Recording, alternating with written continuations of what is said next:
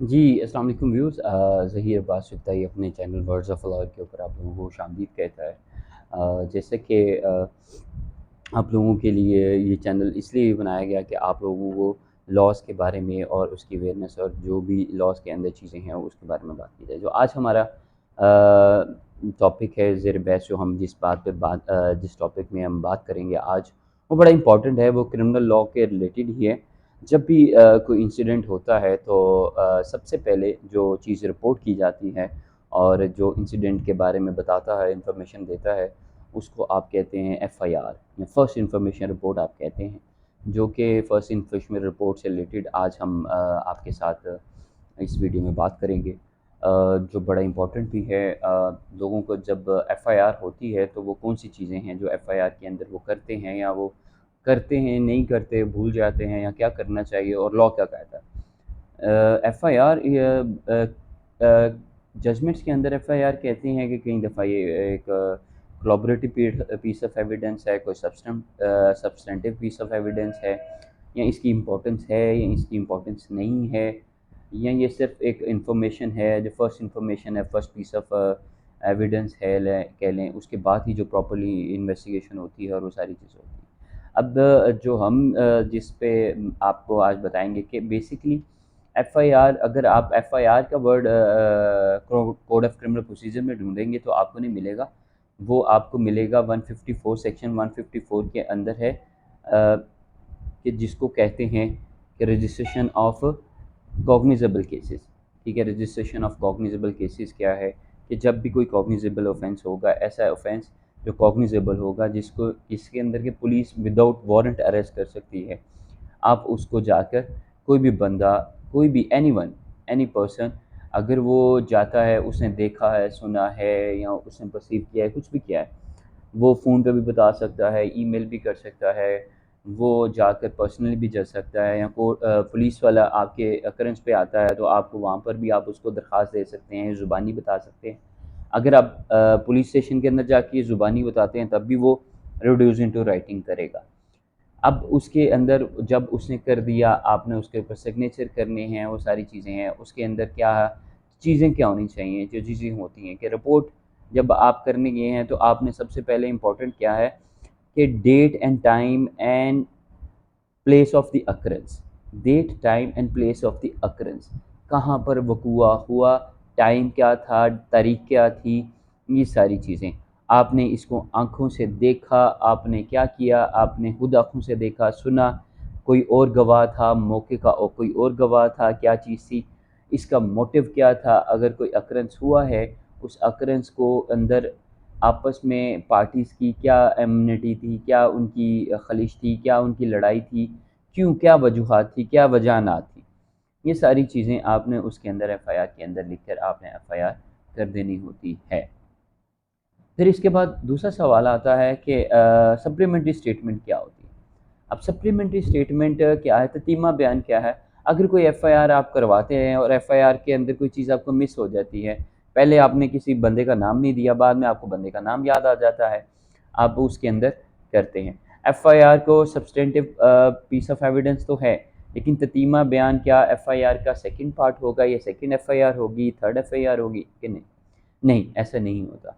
ततीमा बयान ही होता है। वो 161 की स्टेटमेंट होती है, सीआरपीसी की 161 की स्टेटमेंट क्या है, पुलिस वाले ने अगर वो कोई ऐसी फर्दर कोई चीज़ आती है, या कोई भी एविडेंस आती है, या कोई किसी बंदे की स्टेटमेंट लेती होती है, वो 161 के अंदर उसको रिड्यूस इनटू राइटिंग करता है।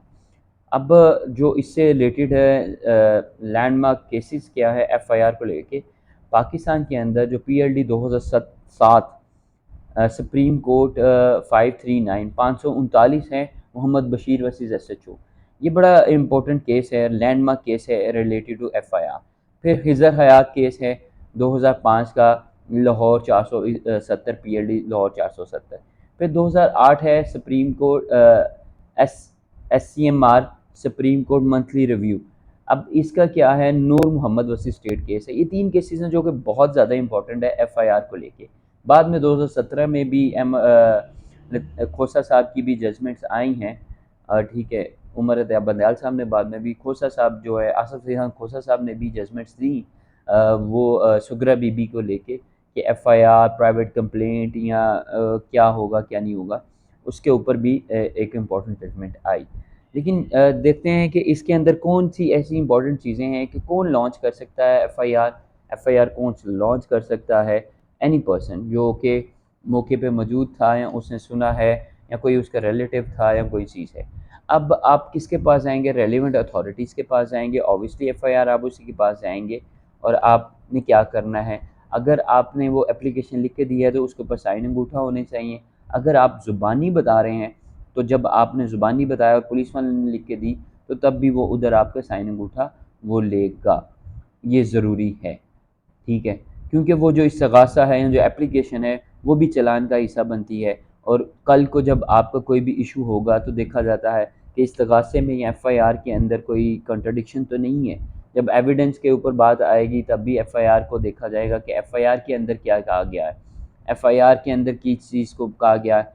अगर उसके अंदर के बताया गया रोल ऑफ एक्यूज़ क्या है, एक्यूज़ का रोल क्या है, एट्रीब्यूट क्या किया गया है।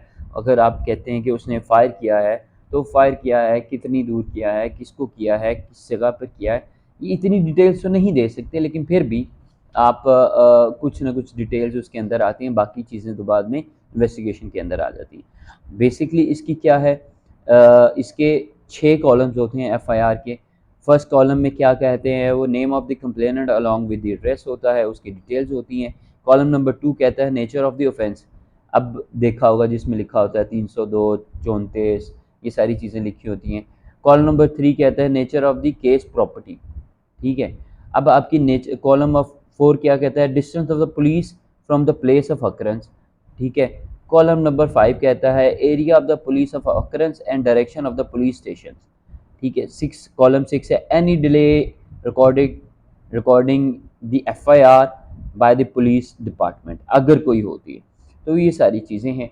अगर आपकी एफआईआर पुलिस वाला नहीं कहता तो फिर क्या आपके पास रेमेडीज़ हैं, वो हम ऑलरेडी भी डिस्कस कर चुके हैं, लेकिन फिर भी आपको इसी में बता देता हूँ। अगर एफआईआर नहीं होती तो आपके पास प्राइवेट कंप्लेंट की भी एक रेमेडी है, लेकिन आप 22 से 22 में भी जाकर एफआईआर को लॉन्च करवा सकते हैं अगर आपकी एफआईआर नहीं कर रहा। तो फिर वो सारी चीज़ें हैं कि एफआईआर का मेन चीज़ें जो आपको करनी है वो चीज़ें हैं कि कंप्लेनेंट आपकी ऑफेंस के अंदर सारी डिटेल्स अगर आप बताते हैं कि ये रोल है, ये डिस्ट्रीब्यूशन हुआ है। इम्पोर्टेंस ऑफ एफआईआर क्या है? इम्पोर्टेंस ऑफ एफआईआर जो है वो आपको बताती है कि एफआईआर करने के क्या फ़वाइद है, एफआईआर की इम्पोर्टेंस क्या है। फर्स्ट स्टेप जो होता है वो क्रिमिनल प्रोसीडिंग्स, आप जब भी कोई क्रिमिनल प्रोसीडिंग होती हैं वो थ्रू एफआईआर होती है, जनरेट होती हैं। अगर किसी बंदे को कन्विक्शन भी होनी होती है तो वो बेसिस ऑफ द एफआईआर होती है, उसके अंदर क्या है। फिर आपकी इन्वेस्टिगेशन भी on the basis of FIR होती है। आपकी कोई टेस्टिमनी एविडेंस आती है वो भी एफआईआर की होती है।